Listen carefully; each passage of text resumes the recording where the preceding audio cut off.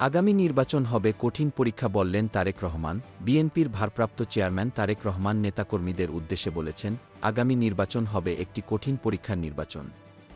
নির্বাচনের ফলাফলের জন্য বিএনপি সবসময় জনসমর্থনের ওপর নির্ভরশীল। শুক্রবার ৩০ আগস্ট রাজশাহী বিভাগের জেলাগুলোর নেতাকর্মীদের সঙ্গে মতবিনিময় সভার প্রধান অতিথির বক্তব্যে তিনি একথা বলেন। তারেক রহমান আরও বলেন, বিএনপি গত ১৭ বছর ধরে শত জুলুম ও নির্যাতন সহ্য করে যেভাবে জনগণের আস্থা ধরে রেখেছে তার ধারাবাহিকতা রাখতে হবে। এমন কোনো কাজ করা যাবে না যা জনগণের আস্থা নষ্ট করে। এ সময় জনসম্পৃক্ত থেকে জনগণের আস্থা অর্জন ও সেটা অক্ষুণ্ণ রাখতে তৃণমূল নেতাকর্মীদেরকে ঐক্যবদ্ধভাবে সব প্রশ্নের ঊর্ধ্বে থেকে কাজ করার নির্দেশনা দেন তিনি। এর আগে বৃহস্পতিবার ২৯ আগস্ট রংপুর বিভাগের জেলাগুলোর নেতাকর্মীদের সঙ্গে মতবিনিময়কালে তারেক রহমান বলেন, দলের নাম ভাঙিয়ে কিছু দুষ্কৃতকারী দেশকে অস্থিতিশীল করার চেষ্টায় লিপ্ত।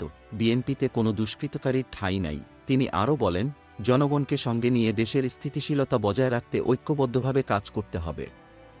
একই সঙ্গে জনগণের সঙ্গে সম্পর্কান্বয়নের মাধ্যমে আগামী নির্বাচনের প্রস্তুতি নিতে হবে। Golam Mustafa, desk report, BE news, Dhaka.